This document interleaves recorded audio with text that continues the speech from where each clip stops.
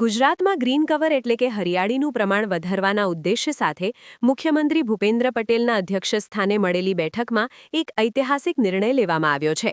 રાજ્યની ભૌગોલિક અને પર્યાવરણીય સ્થિતિને ધ્યાને રાખીને હવે ગુજરાતની 185 નદીઓના બંને કિનારે આવેલી સરકારી જમીન પર વન વિભાગ દ્વારા વ્યાપક સ્તરે વૃક્ષ ઉછેર ઝુંબેશ હાથ ધરવામાં આવશે. આ મહત્વાકાંક્ષી પ્રોજેક્ટ દ્વારા નદી કિનારાની જમીનનું ધોવાણ અટકાવવાની સાથે રાજ્યના વન વિસ્તારમાં નોંધપાત્ર વધારો કરવાનું લક્ષ્ય રાખવામાં આવ્યું છે. વન અને પર્યાવરણ મંત્રી અર્જુન મોઢવાડિયાએ આ નિર્ણય અંગે વધુ વિગતો આપતા શું કહ્યું સાંભળીએ. માનનીય મુખ્યમંત્રી શ્રી ભૂપેન્દ્રભાઈ પટેલની આગેવાનીમાં રાજ્ય સરકારે નિર્ણય કર્યો છે કે ગુજરાતની 185 નદીઓ છે, એના કાંઠાઓ પરની જમીન છે એ માપણી કરીને વન વિભાગ સંભાળશે અને એ પછી આ તમામ નદીઓના કાંઠાઓ છે એ ગ્રીન કરવામાં આવશે અને એને કારણે આપણા ગુજરાત રાજ્યનું ગ્રીન કવર પણ વધશે.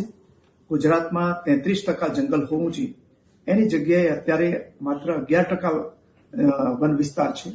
આ ગ્રીન કવર વધવાથી ગુજરાતનું ઓવરઓલ ગ્રીન કવર અને વન વિસ્તારમાં પણ વધારો થશે અને એને કારણે વરસાદ જે ઓછો આવે છે અથવા તો જે જળવાયુ પરિવર્તન થાય છે એને પણ રોકવાની સાથે ગુજરાતની અંદર ઓક્સિજનનું પ્રમાણ વધારવાનું અને કાર્બન પ્રિન્ટ ઘટાડવાનું કામ કરશે.